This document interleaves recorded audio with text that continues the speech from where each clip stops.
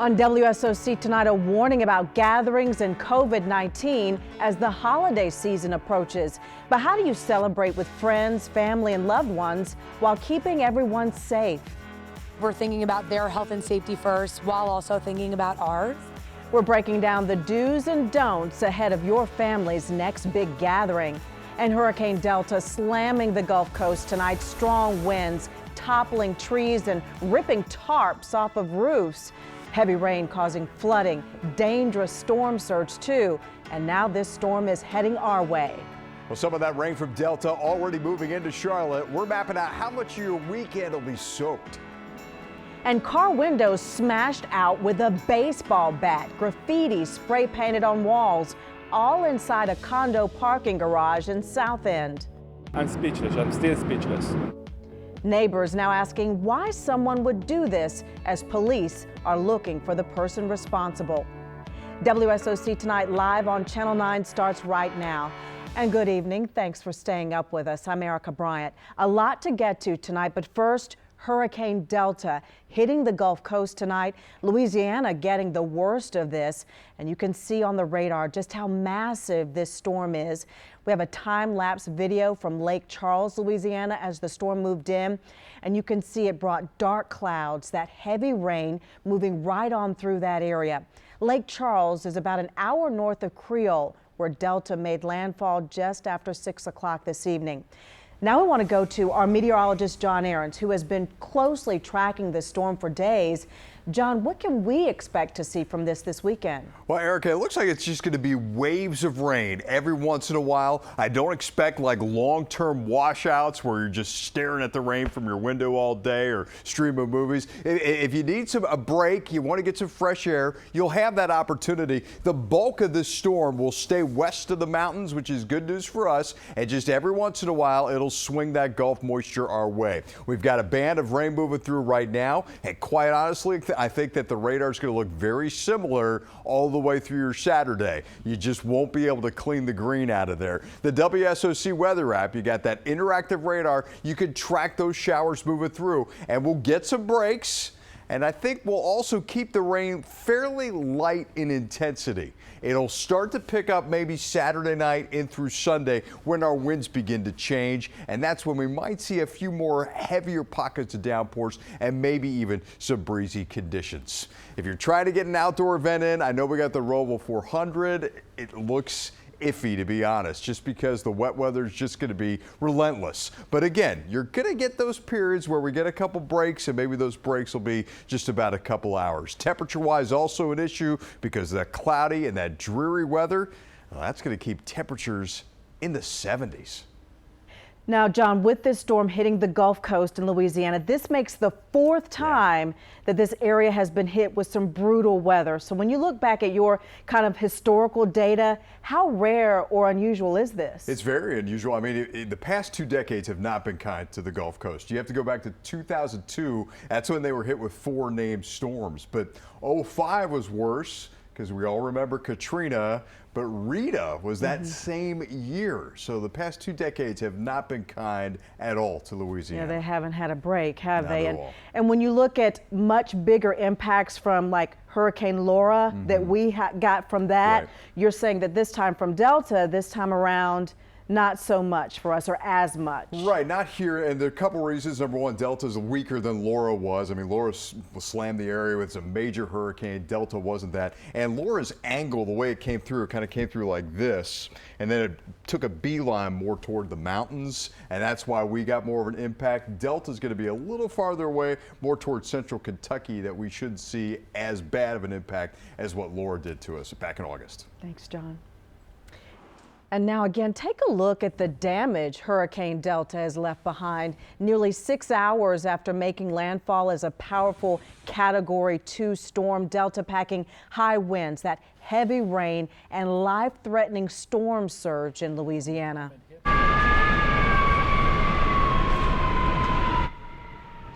Wow, did you hear that? Just how powerful those winds are.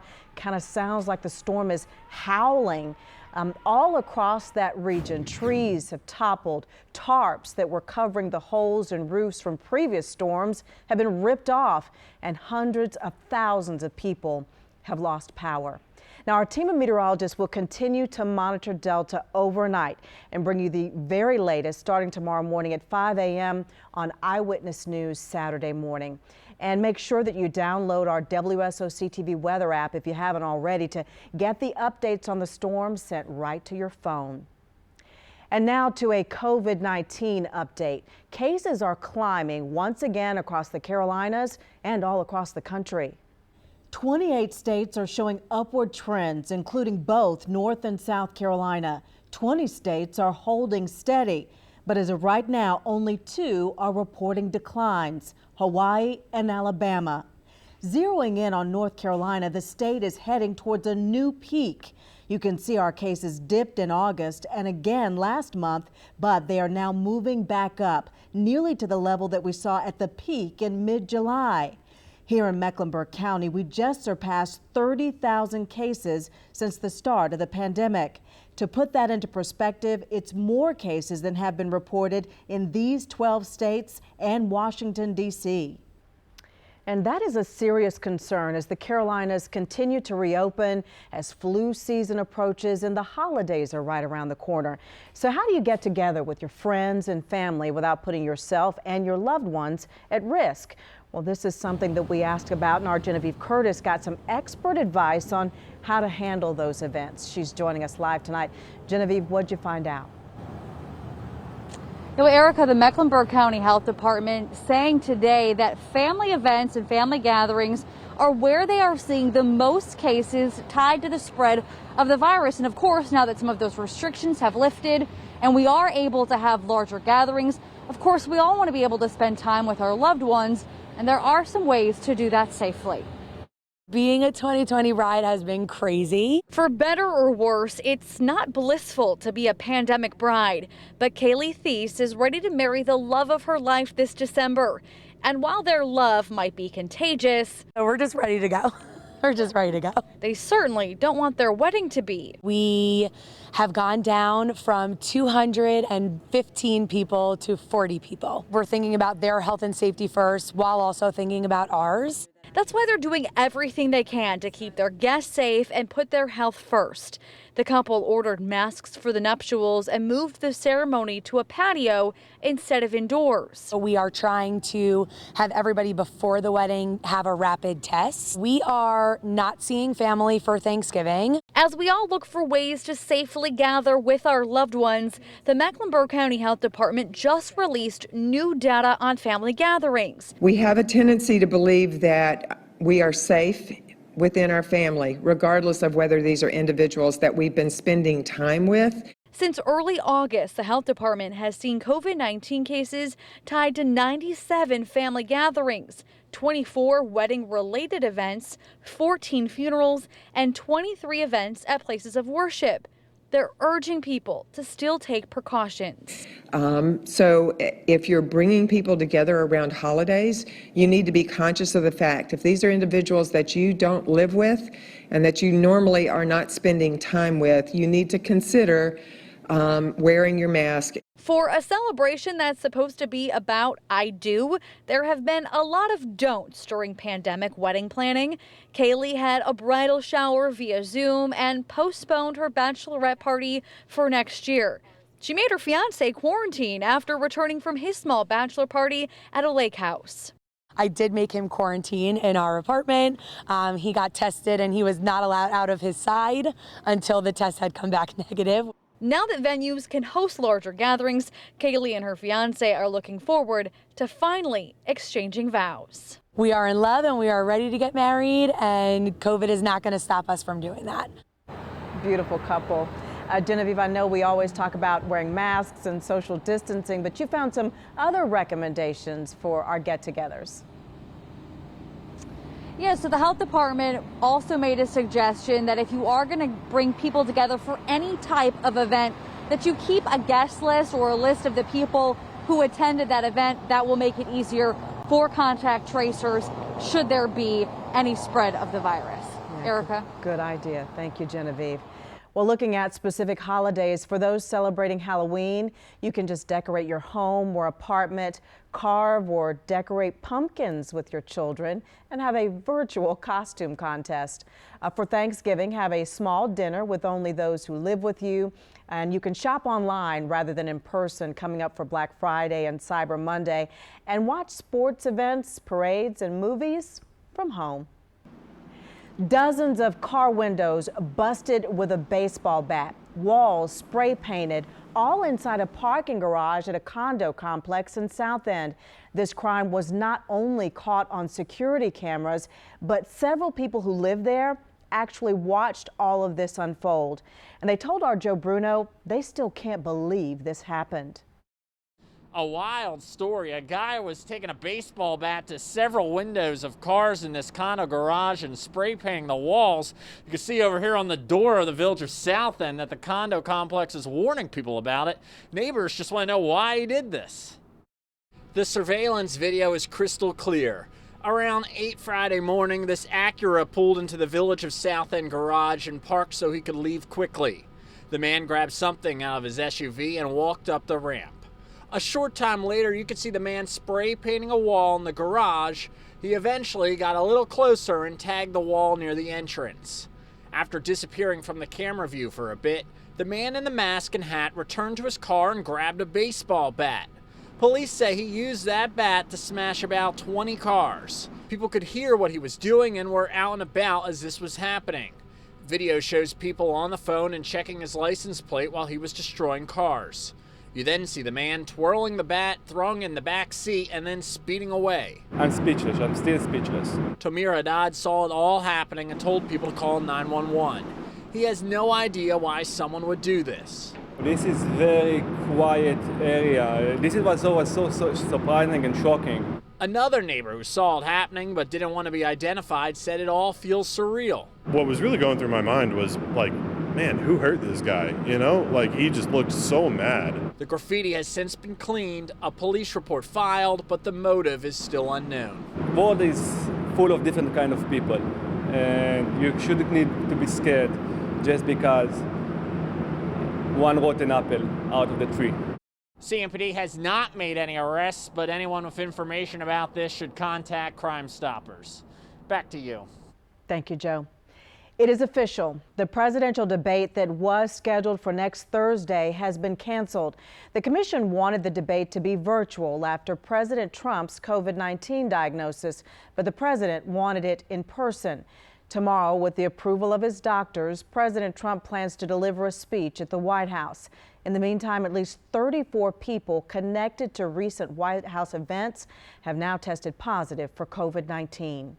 We had a super spreader event in the White House, and it was in a situation where people were crowded together and were not wearing masks. So the data speak for themselves. U.S. Senator from North Carolina Thom Tillis is among those who tested positive. U.S. Senator from South Carolina Lindsey Graham also attended some of those events, but he says he tested negative. Tonight, Senator Graham was set to take part in a second debate with his Democratic challenger Jamie Harrison, but Harrison asked that Graham take another COVID-19 test just before the debate. Graham refused, so instead the candidates held separate forums. Senator Graham was asked why not take the test, and Harrison was asked why he pushed for it.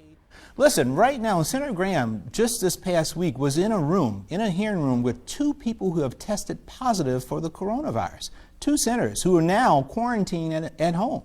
We have to take this thing seriously. But here's what's important. How many of you are going to go to work tomorrow? How many of you will be around people tomorrow? If you're a waitress and you go to the restaurant to earn your living, are you going to require of your employer that everybody be tested that comes into the restaurant? Are you going to require that all your coworkers be tested where they need to or not? You can't make that requirement. Both candidates tested negative before the first debate that they had with each other. A third debate is now scheduled for later on this month.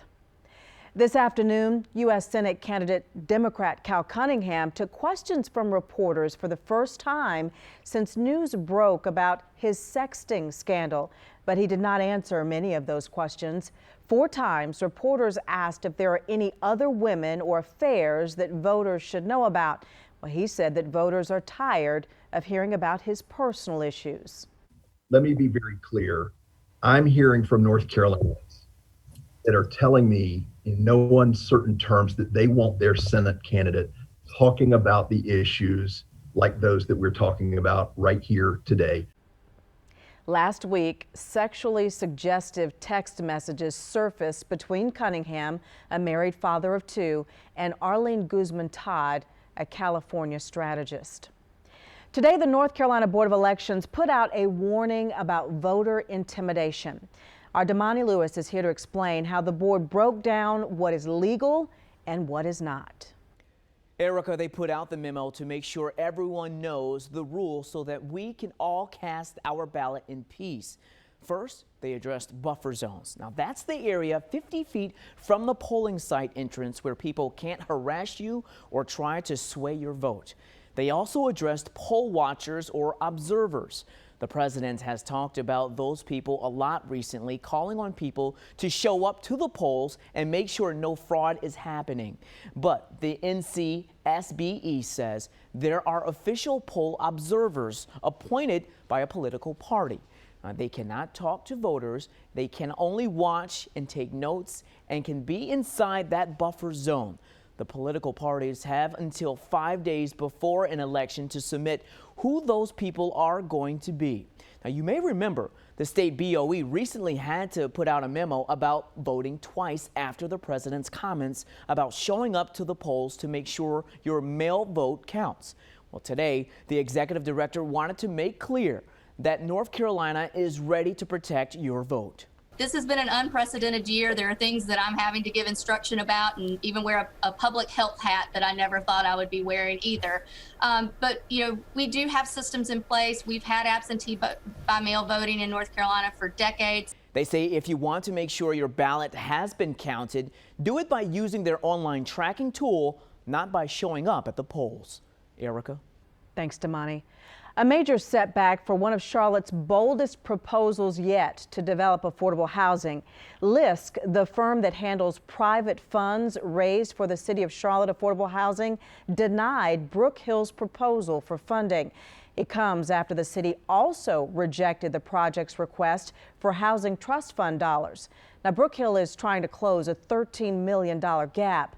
The goal is to build new affordable housing on this South End property for the current residents, as well as adding some market rate units. Now, current homes on this site will be demolished. It's a big proposal that was introduced to much fanfare. Despite that, the lack of funding from the city puts its future in question. It isn't a matter whether Brook Hill be developed. It's the question is who will live there when it's developed. And we will fight until the last day to ensure that our neighbors who live there now will be able to continue to live there. All we're asking is for the mayor and the city council to fight with us. Now, the City of Charlotte released a statement today saying that it has received many competitive applications for funding and cannot recommend this particular project for financing, but it hopes to work with the developer in the future. Davidson College students got a surprise day off today. Early this morning, Davidson College president and dean of students sent a message canceling all classes, practices, and activities on campus, telling students to, quote, relax and catch your breath. The director of the campus college crisis initiative told me that it came at the right time to help people cope with pandemic fatigue. We've all, as professors have been hearing, as staff have been hearing, the president has also been hearing that Davidson students are just tired. It's been a lot of work to make sure that everybody wears their mask, that they stay socially distant on campus. And so we all sort of needed a break today. And Marsicano went on to say that it's good that this break came without warning, a strategic way to still help control the spread of coronavirus. We're constantly worried with this virus that allowing students to move on and off campus might spread the disease. And so what we really, really want to do is to make sure that students have that relaxation, but they don't necessarily have the opportunity to book a last minute flight to South Beach for a quick beach break, right? So what we're able to do with a short surprise break like this, whether intentional or not, is make sure that the students stay on campus while also getting that minute of break. Coming up, con artists are at it again, this time using Amazon Prime Day to their advantage. How they're trying to trick you into handing over your personal information. And if you're looking for a job, listen up. While the holidays will look a bit different, places are still hiring. The jobs out there and the 3 things that career experts say you need to know when we come back.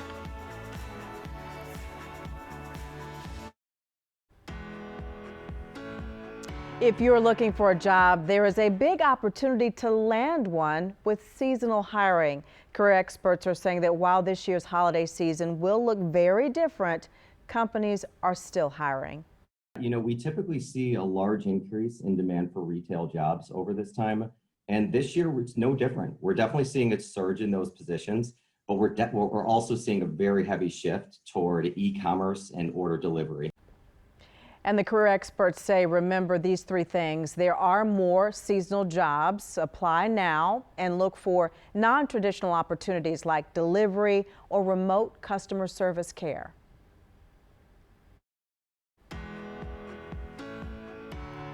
As we get closer to Amazon Prime Day, scammers have their eyes on you and your personal information.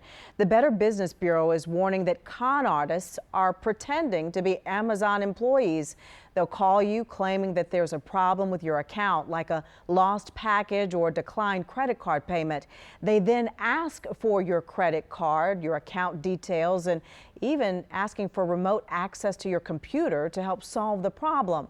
Well, Amazon says that the company will never ask for your personal information or for remote access to your device. The Broadway shutdown is being extended. Today, the Broadway League announced that all ticket sales for performances in New York City will be suspended through May the 30th of 2021. All 41 Broadway theaters have been closed since March the 12th due to the pandemic. Most recently, the league had said that shows would not return to the stage until at least January of 2021. Wow. Well, thank you for watching WSOC tonight. Our next newscast airs tomorrow morning at 5 a.m. Good night.